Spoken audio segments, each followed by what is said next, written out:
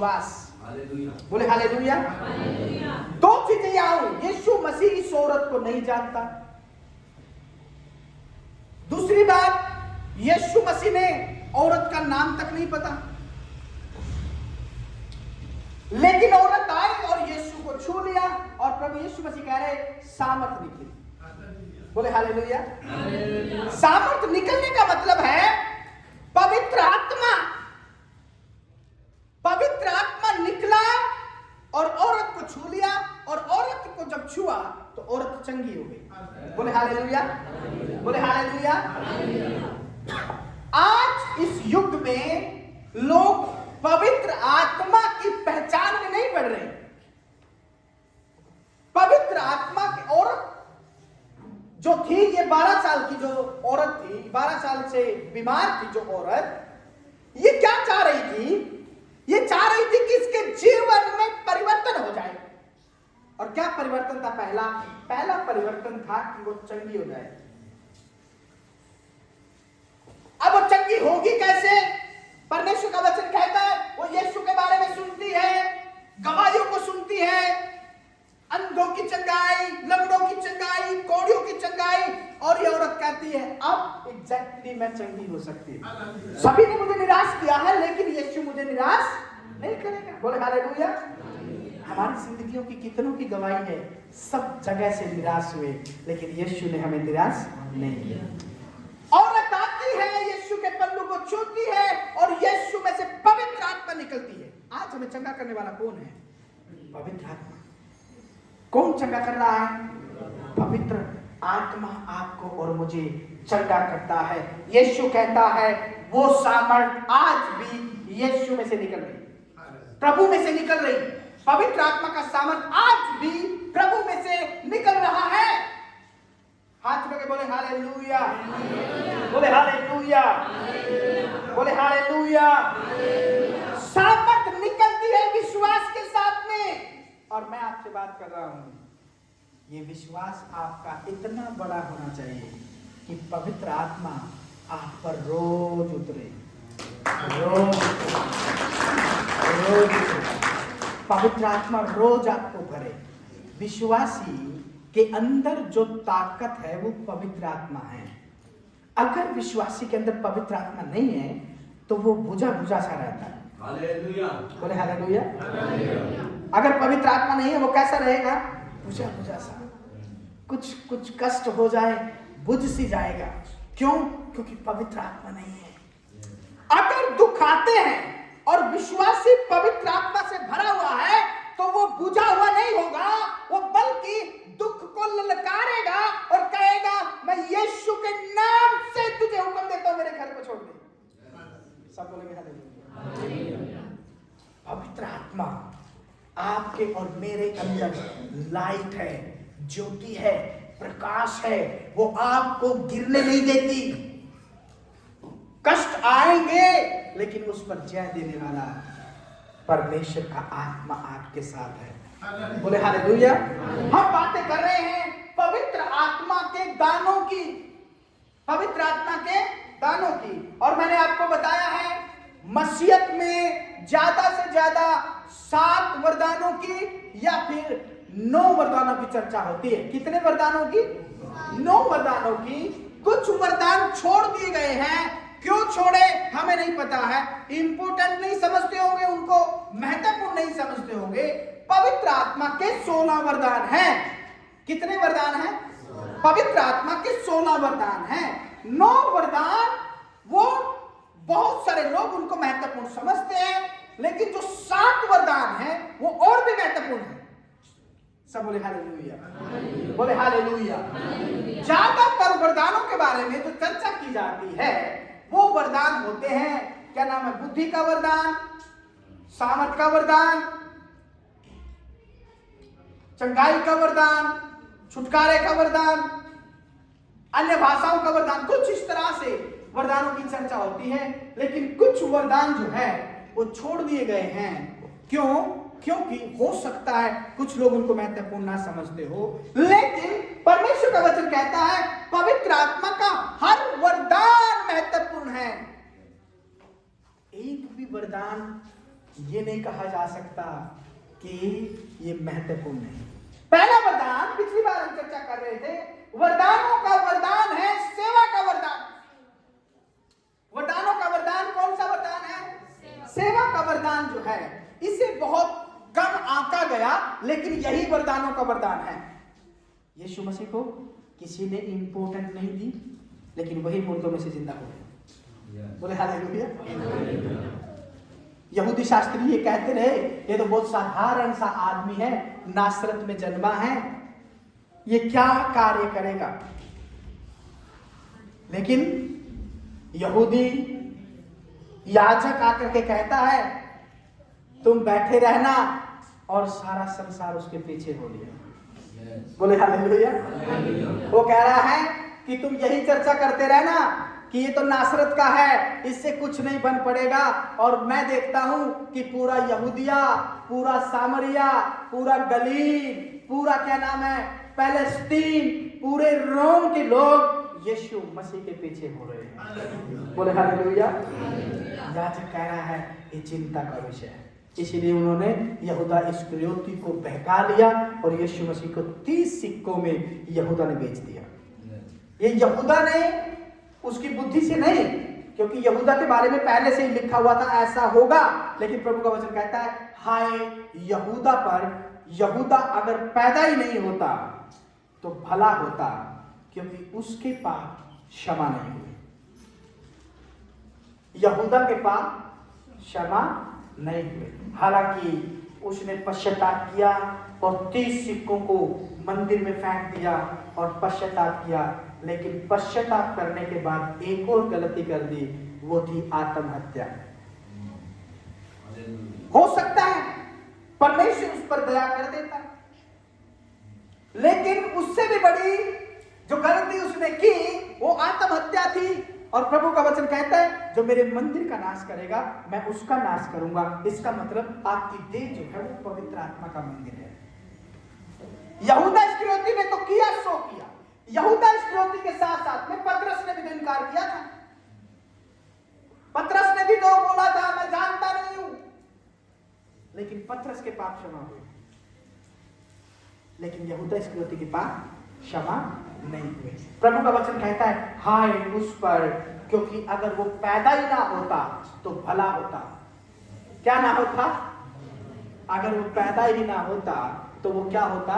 भला होता, क्योंकि उसने गलती की यीशु को पकड़वा कर, वो तो थी ही, उससे भी बड़ी गलती क्या कर दी? आत्महत्या। सोचा आत्महत्या करके पिंड छुड़ा लूंगा, लोग मुझे कुछ कहेंगे नहीं, इसीलिए मैं तो क्या नाम है जा रहा हूं। प्रभु का वचन कहता है हाय तुम पर जो तुम आत्महत्या करने की सोचते हो और आत्महत्या करते हो। अगर ऐसा कोई व्यक्ति मिलता है तो उसे संभालो और उसके अंदर प्रभु का वचन डाल दो, ताकि वो उस पाप से बचे। तुम्हें चाहे जिंदगी में कुछ ना मिले, तुम्हें जिंदगी में चाहे कुछ नसीब ना हो, लेकिन कभी अपनी देह को हानि नहीं पहुंचाना, क्योंकि ये पवित्र आत्मा का। प्रभु का वचन कहता है राजा की डेवटी पर पूरी उम्र दुख पीड़ा कष्ट में एक कोढ़ी बिताता रहा, और इवन गली के कुत्ते आकर उसके घावों को चाटते थे, लेकिन फिर भी उसने मृत्यु के बारे में नहीं सोचा।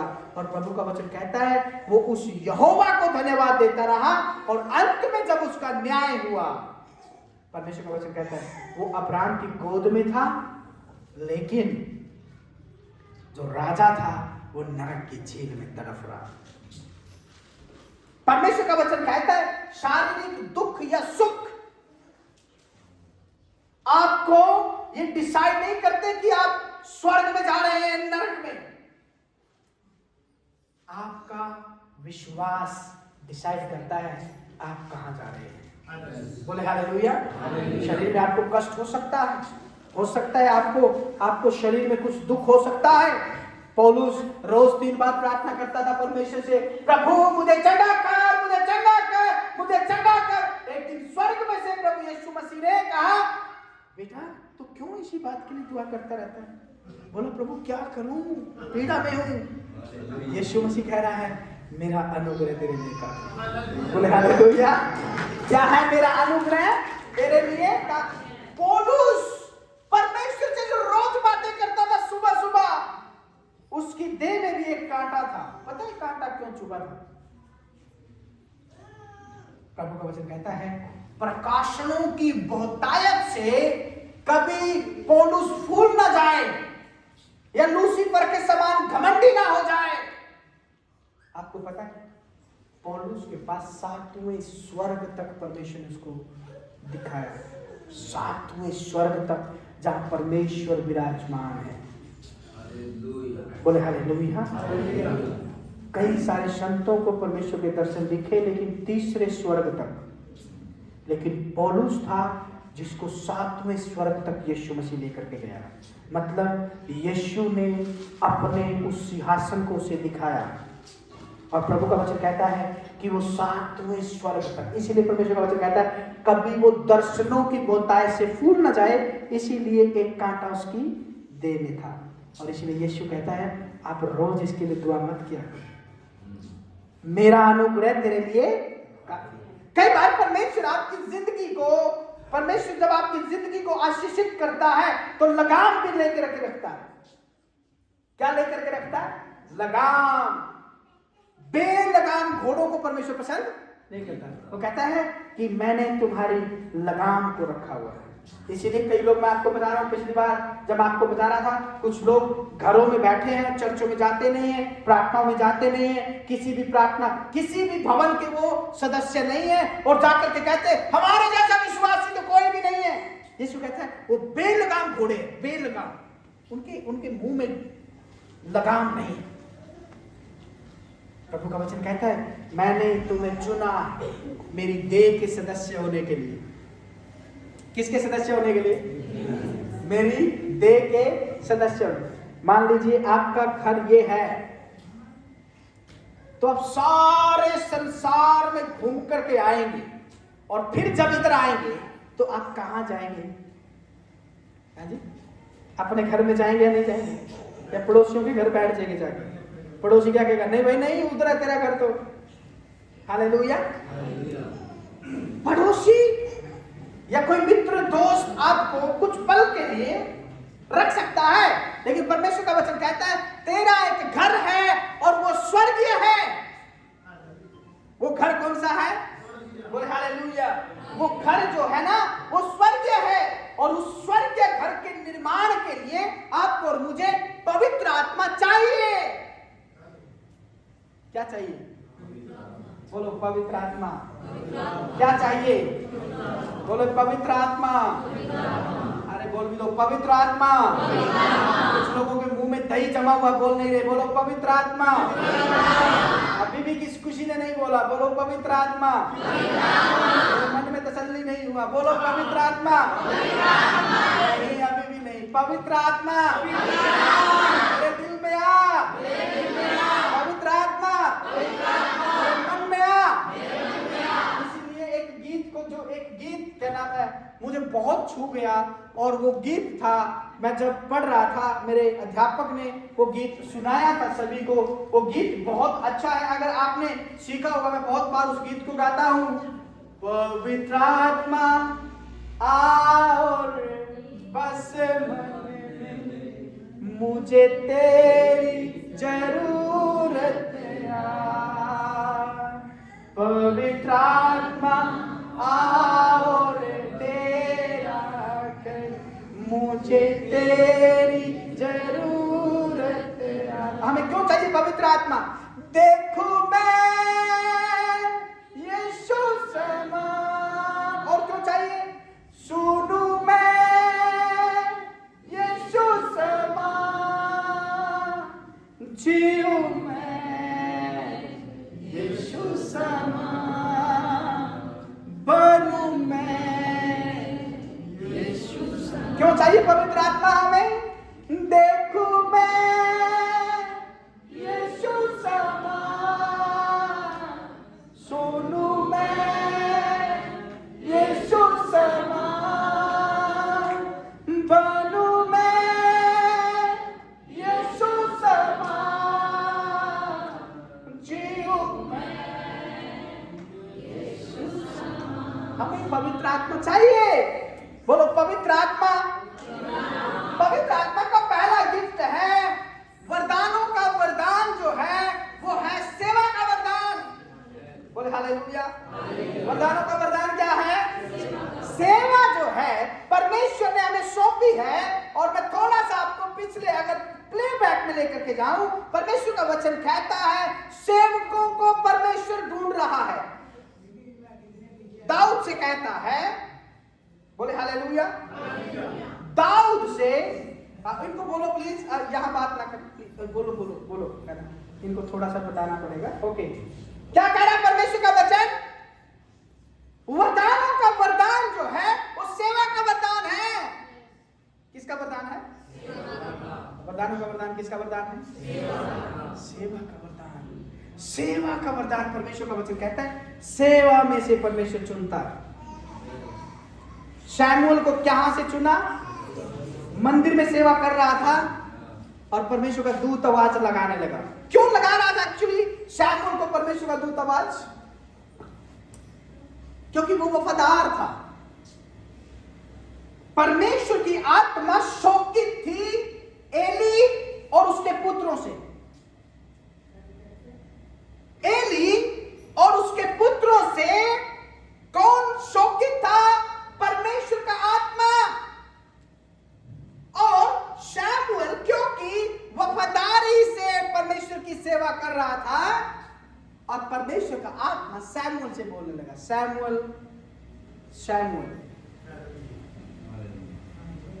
परमेश्वर का वचन कहता है शमूएल क्योंकि वफादार था सेवा में, एली नबी की सेवा करने में, एली याजक की सेवा करने में। क्या है? एली याजक की सेवा करने में क्या था? वो था वफादार था। हाथ लगा के बोलिए हालेलुया। सब बोले हालेलुया। एली नबी की सेवा करने में शमूएल वफादार था और परमेश्वर ने उसको चुन लिया। एलिया की सेवा करने में एलीशा वफादार था और परमेश्वर ने एलीशा को चुन लिया। बोले हालेलुया। एलीशा को जब चुना तो परमेश्वर ने उसे डबल मसा दिया, डबल अभिषेक दिया। क्यों? क्योंकि एलीशा परमेश्वर की सेवा करने में वफादार था। परमेश्वर दो मनों के लोगों से दूर रहता है। पहले ही उन्हें सेवा में भेजने से पहले परमेश्वर उनको जांचता है, उनके मनों को जांचता है, उनके हृदयों को जांचता है। क्या जांचता है? परमेश्वर उनके हृदयों में बात करने से पहले उन्हें जांचता है। कईयों को परमेश्वर भेजता और कईयों को परमेश्वर नहीं भेजता, ये भी याद रखिए। कई लोग अपनी इच्छा से जाते हैं, कुछ लोगों को परमेश्वर भेजता है और जिनको भेजता है परमेश्वर उन्हें अपने सुसमाचार के लिए इस्तेमाल करता है। ये भेजना जो है ये परमेश्वर की ओर से है। परमेश्वर ने यीशु को भेजा, यीशु ने चेलों को भेजा और चेलों ने कलीसिया को भेजा। हाथ उठा के बोलेंगे हालेलुया। सेवा का वरदान जो है वो वरदानों का वरदान है क्योंकि परमेश्वर ने सेवा करने वाले चुने। यीशु ने सेवा की। यूहन्ना सुसमाचार 13 अध्याय हम निकालेंगे। यूहन्ना अध्याय 13 और उसके 3 पद से लेकर के 6 पद तक पढ़िए। यूहन्ना 13 उसके 3 से 6 तक पढ़ दें। यीशु ने यह जानकर कि पिता ने सब कुछ मेरे हाथ में कर दिया है और मैं परमेश्वर के पास से आया हूँ और परमेश्वर के पास जाता हूँ। भोजन पर से उठकर अपने ऊपरी कपड़े उतार दिए और अंगोछा लेकर अपनी कमर बांधी। तब बर्तन में पानी भरकर चेलों के पांव धोने और जिस अंगोछे से उसकी कमर बंधी थी उसी से पोंछने लगा। जब वह शमौन पतरस के पास आया, क्या लिखा है इसमें? परमेश्वर प्रभु यीशु मसीह खुद अपने चेलों के पांव धोने लगा। वो पैर क्यों धो रहा था? यीशु वो चेलों को दिखा रहा था। अब ये पैर यीशु ने धोए कब? जब यीशु मसीह जस्ट क्रूस पर जाने वाला था।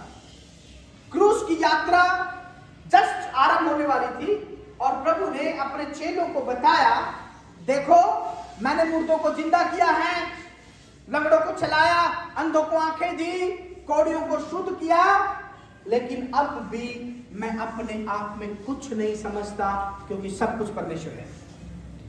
इसलिए चेलों को बताया कि तुमने सेवा कैसे करनी है, मैं तुम्हारा गुरु होकर तुम्हारे पैर धोता हूं, तुमने भी ऐसा ही करना। हालेलुया। क्या लिखा है इसमें कि परमेश्वर ने तौलिया लिया, बाल्टी ली और अंगोछे को अपनी कमर से बांध करके क्या करने लगा, चेलों के पैर धो करके उन्हें पोंछने लगा। पतरस कहता है, प्रभु ऐसा नहीं हो सकता। पतरस से प्रभु यीशु मसीह कहता है, अब ऐसा ही होना है, तूने भी ऐसा ही करना है। जब मैं सेवा कर सकता हूं तो तूने भी क्या करना है, कलीसिया की सेवा करना है। इसीलिए परमेश्वर का वचन कहता है, प्रेरितों के काम 20 अध्याय उसका 28 पद पढ़िए, 20 अध्याय उसका 28 पद, प्रेरितों के काम 20 अध्याय और उसका 28 पद। क्या लिखा है इसमें, पढ़िए। इसलिए अपनी ओर पूरे झुंड की चौकसी करो, जिसमें पवित्र आत्मा ने तुम्हें अध्यक्ष ठहराया है। परमेश्वर की कलीसिया की रखवाली करो, जिसे उसने अपने लहू से मोल लिया है। इसीलिए अपने पूरे झुंड की क्या करो, चौकसी करो। ये क्या होता है चौकसी? चौकसी का मतलब होता है रखवाली, देखभाल। देखभाल किस किस चीज में होती है? देखभाल उत्साह में होती है। किसी व्यक्ति को उत्साह की जरूरत है, उसे उत्साह दें। किसी व्यक्ति को प्रेम की जरूरत है, उसे प्रेम करें। किसी व्यक्ति को कपड़े की जरूरत है, उसे कपड़ा दें। किसी व्यक्ति को रोटी की जरूरत है तो उसे रोटी दें। प्रभु का वचन कहता है, रखवाली करना कलीसिया की, उसके जनों की, ये परमेश्वर की ओर से नियुक्त वरदान है। बोले हालेलुया। सेवा करने वाला जो होता है वो ये नहीं देखता कि ये कौन है, वो ये देखता है कि इसको जरूरत क्या है। सेवा करने वाले में ये क्वालिटी होती है। चाहे आप यहां भी देखेंगे, अगर आप यहां सेवा करते हैं या फिर घर में सेवा करते हैं या फिर आप कहीं बाहर सेवा करते हैं, तो जब आप सेवा करेंगे तो सेवा करने वाले के मन में ये नहीं आता ये कौन है, बस वो ये देखता है कि इसको जरूरत क्या है। बोले हालेलुया। आपने देखा होगा कई बार, कई आपके घर में जब आता है कोई व्यक्ति, जब आता है तो आप झट से कोई ना कोई उसे पानी देता है, कोई ना कोई उसे क्या देता है, चाय देता है, पानी देता है या फिर खाना खिलाता है। कई लोग ऐसे होते हैं कि कोई घर में आ जाए बिना खाना खिलाए उसको भेजेंगे नहीं। प्रभु का वचन कहता है, सेवा करने वाला ये नहीं देखता ये कौन है, सेवा करने वाला ये देखता है इसकी आवश्यकता क्या है, बिना भेदभाव और पक्षपात के। बोले हालेलुया। ये क्या नाम लेते हैं, मेरा अपना है, ये पराया है, या मेरा क्या बोलते हैं, व्यक्ति क्या नाम है, ये मेरे साथ में रहता है, या फिर क्या बोलते हैं, मेरे क्या नाम है, बगल में रहता है, या मेरा रिश्तेदार। ये नहीं देखता। परमेश्वर की ओर से मिला गिफ्ट जो है वो ये होता है कि वो पहचान कर रहा है या नहीं। हाथ लगा पड़ेगा, हालेलुया। उसके अंदर पहचान है या नहीं। सैमुअल उस मंदिर की पूरी सेवा करता था। क्या क्या सेवा करता था सैमुअल? पवित्र स्थान की, अति पवित्र स्थान की सेवा सिर्फ याजक करता था। वेदी की सेवा कौन करता था? याजक करता था। वेदी की सेवा जो थी वो कौन करता था? याजक करता था, क्योंकि उस स्थान में जाने के लिए सिर्फ याजक को अनुमति थी। जहां वेदी रखी जाती थी, जहां याजक साल में एक बार प्रवेश करता था, और जो भी उस पवित्र स्थान की जो भी देखभाल होती थी, साफ सफाई का काम होता था या कुछ चीजों को बदलने का कार्य होता था, तो वो केवल याजक करता था जो उस मंदिर में ठहराया जाता था। बोले हालेलुया। तो पवित्र स्थान की, बाहरी स्थान की, सब जगह की देखरेख कौन कर रहा था? सैमुअल करता था। सैमुअल वफादारी से उन चीजों को करता था। क्या थी? क्या था पवित्र स्थान में, क्या होता था? भेंट, क्या नाम है, धूप वेदी होती थी, हर रोज धूप जलाई जाती थी। जैसे आप कई बार बहुत सारी जगहों पर देखते हैं धूप जला करके, बहुत क्या बोलते हैं, धूप देखते हैं आप, जलाते हैं लोग, है ना। वो परमेश्वर का वचन कहता है यरूशलेम में परमेश्वर ने पवित्र मंदिर में इस विधि को बनाया था, लेकिन प्रभु यीशु मसीह के पुनरुत्थान के बाद इन सारी विधियों को प्रभु ने पूरा कर दिया है। बोले हालेलुया। अब जो सुगंध है वो यीशु है, जो परमेश्वर के लिए सुगंध है वो यीशु है, और आपकी सुगंध आपकी प्रार्थनाएं हैं। प्रकाशित वाक्य में लिखा हुआ है आपकी प्रार्थनाएं सोने के कटोरे में डाल करके परमेश्वर के सामने प्रकट की जाती है। आपकी प्रार्थनाएं, आपके आंसू, आपकी गवाहियां परमेश्वर के सामने उपस्थित की जाती है, क्योंकि आप परमेश्वर की महिमा के द्वारा उन चीजों को परमेश्वर के सामने प्रकट कर रहे हैं। बहुत सारे लोग नहीं करते। परमेश्वर का वचन कहता है हर विश्वासी को करना है, प्रार्थनाएं हर विश्वासी को करना है, परमेश्वर के सामने गवाही हर विश्वासी को देना है। और प्रभु का वचन कहता है इस सोने के कटोरे में आपका स्वर्गदूत किसको प्रकट कर रहा है? यीशु को, और यीशु परमेश्वर को। हमारा बिचवाई कौन है? परमेश्वर। सब बोले हालेलुया। हमारा बिचवाई कौन है? प्रभु यीशु मसीह है हमारा बिचवाई, क्योंकि प्रभु यीशु मसीह है, इसीलिए हमारी प्रार्थनाएं उस तक पहुंचनी चाहिए। प्रभु का वचन कहता है यीशु के साथ साथ चेले रहते थे। यीशु ने पतरस को क्यों कहा मांगोगे तो तुम पाओगे? अगर यीशु कहता पतरस तुझे मांगने की जरूरत नहीं है, तो यीशु बिल्कुल पतरस से नहीं कहता तुझे मांगने की जरूरत नहीं है। पतरस से कहा मांग तो मिलेगा। इसीलिए जब सब लोग दुआ कर रहे थे, लगभग उस ऊपरी मंदिर में, ऊपरी अटारी में, जब लगभग 120 लोग प्रार्थना कर रहे थे उपवास के साथ में, और पतरस उन्हें परमेश्वर का वचन सुना रहा था। पतरस अध्यक्ष था, पतरस अध्यक्ष पास्टर था सब चेलों में। जब 120 लोग खड़े होकर के, बैठ करके परमेश्वर से प्रार्थना कर रहे थे, पतरस उनको परमेश्वर का वचन सुना करके जब वो दुआ कर रहे थे, वो क्या रहे थे? पवित्र आत्मा, परमेश्वर जो तूने हमसे वादा किया है हमारे ऊपर उंडेल दे। और प्रभु का वचन कहता है परमेश्वर की उपस्थिति में पवित्र आत्मा उंडेला गया, और वो प्रेरितों के काम में 2 अध्याय में प्रकट है। सब बोले हालेलुया। परमेश्वर का आत्मा मांगने से आता है, उतावली नहीं करना चाहिए। कई बार मांगने में लोग उतावली करते हैं। कई लोग ऐसे भी प्रार्थना करते हैं, प्रभु यीशु मसीह तेरा धन्यवाद, यीशु हालेलुया, ये वो प्रभु धन्यवाद, पता ही नहीं क्या बोल रहा भाई साहब।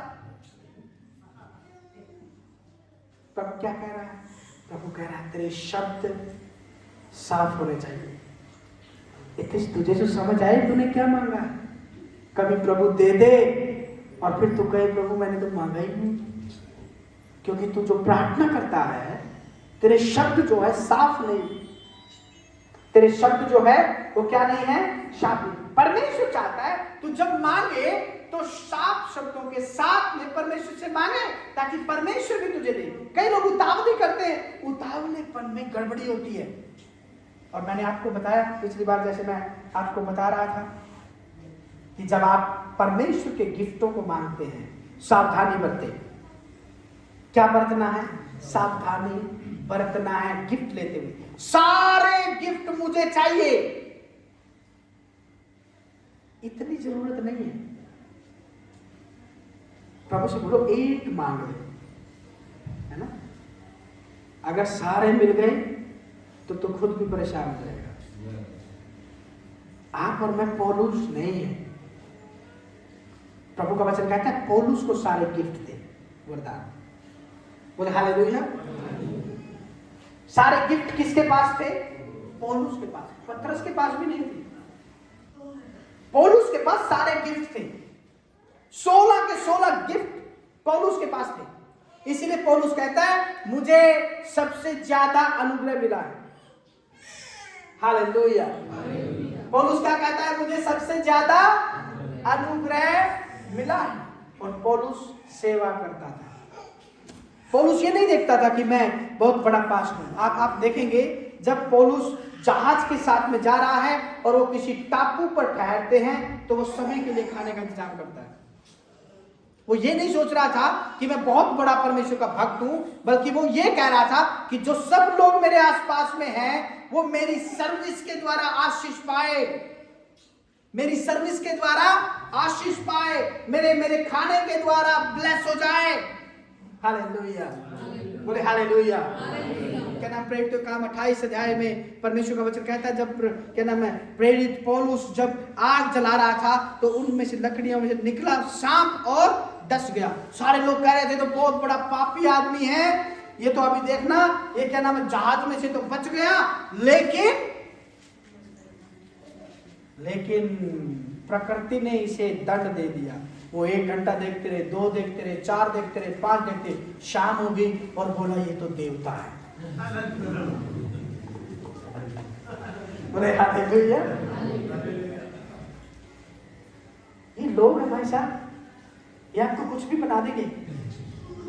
ये एक समय कहेंगे कि ये तो पापी है और दूसरे समय कहेंगे ये तो ईश्वर है। पौलुस के साथ यही हुआ। हजारों न सैकड़ों लोग उस गांव में से हल्ला मच गया कि एक कैदी को सांप ने काट लिया और वो कैदी तो बैठा है प्रभु के गुणगान कर रहा है। बोले हालेलुया। वो कैदी तो परमेश्वर के गुणगान कर रहा है। मेरे प्रियो, परमेश्वर ने आपको और मुझे जो सेवा का वरदान दिया है उसके पीछे परमेश्वर ने सामर्थ भी दी है, अभिषेक में दिया है। इसीलिए आप जब सेवा का वरदान आपके अंदर काम करे तो आपकी आत्मा आपको जागृत करती है कि मैं सेवा करूं। आपकी आत्मा आपको जागृत करती है मैं सेवा करूं। कई बार यहाँ पर हम देखते हैं परमेश्वर की पवित्र सेवा में, ये सेवा कहीं पे भी हो सकती है। आपके घर में हो सकती है, आपके पवित्र भवन में हो सकती है, कलीसिया में हो सकती है, प्रार्थना करने में हो सकती है, प्रार्थना करने के द्वारा लोगों के जीवन में बदलाव से हो सकती है, कुछ भी हो सकती है। स्तिफनुस को जब चुना परमेश्वर ने, वो पवित्र आत्मा से परिपूर्ण था। बिना पवित्र आत्मा से परिपूर्ण परमेश्वर ने सेवा के लिए भी नहीं चुना। खाना बनाने के लिए किसको चुना? जो पवित्र आत्मा से परिपूर्ण था, जो वफादार था, ईमानदार था, टिप्पणियां करने वाला नहीं था, दूसरों के ऊपर दोष पर आरोप नहीं लगाने वाला नहीं था। परमेश्वर ने चुना स्तिफनुस को, वो खाने की सेवा करता था और लिखा है वो प्रार्थना की भी सेवा करता था। खाने के बाद वो प्रार्थना के लिए भी नहीं करता था। बोले हालेलुया। कलीसिया में प्रार्थना करता था, बैठ करके प्रार्थना करता था और परमेश्वर उसकी प्रार्थनाओं के द्वारा आशीष देता था। और परमेश्वर का वचन कहता है उसके चेहरे से सूर्य के समान तेज निकला।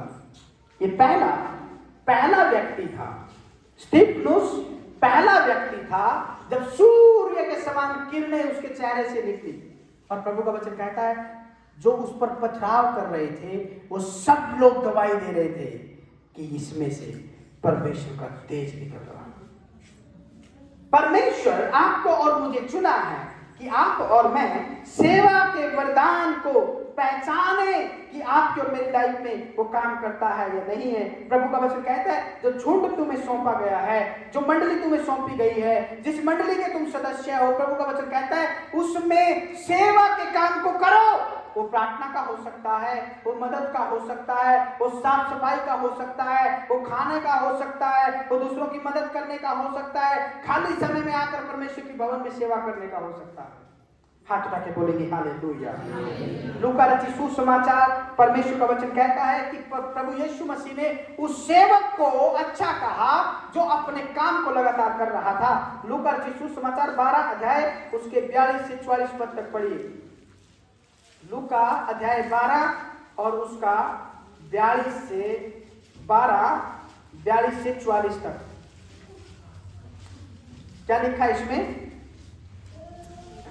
प्रभु ने कहा हाँ, मेरा विश्वास योग्य और बुद्धिमान भंडारी कौन है हाँ, जिसका स्वामी उसे नौकरी चाकरी का पर सरदार ठहराए कि उन्हें समय पर भोजन सामग्री दे। धन्य है वह दास जिसे उसका स्वामी आकर ऐसा ही करता पाए। मैं तुमसे सच कहता हूँ वह उसे अपनी सब संपत्ति पर अधिकारी ठहराएगा। सेवा का वरदान परमेश्वर पसंद करता है। प्रभु का वचन कहता है कई लोगों को कोई काम सौंपे जाते हैं, है ना, कि भाई आपने ये काम करना है, और प्रभु का वचन कहता है अगर वो उस काम को वफादारी से नहीं करे, उसमें ढील ढुलैया रवैया अपनाए, या उस काम को सोचे ये काम महत्वपूर्ण नहीं है, या फिर मैं कल कर दूंगा, या फिर मैं आज कर दूंगा, प्रभु का वचन कहता है प्रभु उसे देखता है। परमेश्वर का वचन क्या कहता है? परमेश्वर जब अध्यक्ष ठहराता है तो परमेश्वर उसकी ईमानदारी और विश्वास योग्यता को देखता है। वो क्या कहता है?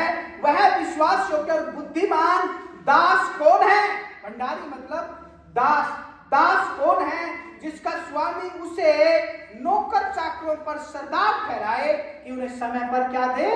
भोजन दे। उन्हें क्या दे? समय पर। बोले हालेलुया, बोले हालेलुया। उन्हें समय पर भोजन दे।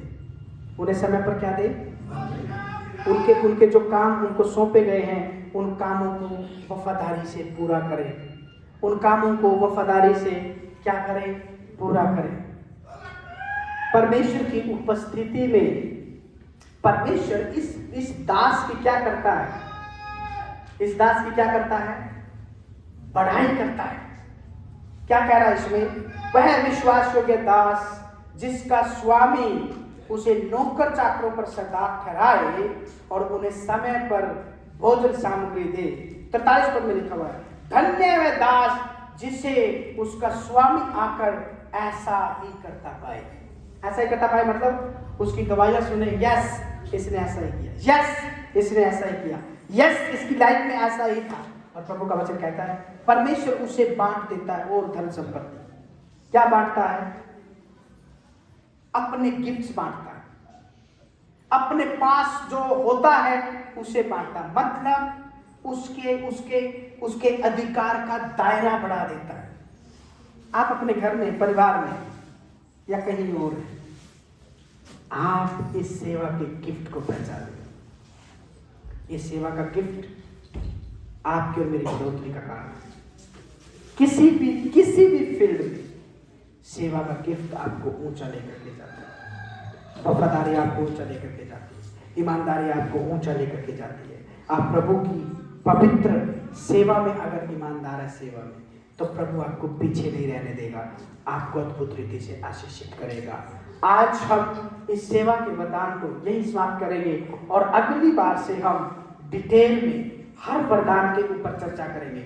आज मैंने इसीलिए आपको बताया है कि सेवा का वरदान ये वरदानों का वरदान है। कौन है ये? वरदानों का वरदान। अगर सेवा करने वाला या फिर अगर कोई भविष्यद्वक्ता है और सेवा ना करे तो उसकी भविष्यवाणी व्यर्थ है। अगर कोई अध्यापक है और सेवा ना करे तो उसकी शिक्षा व्यर्थ है।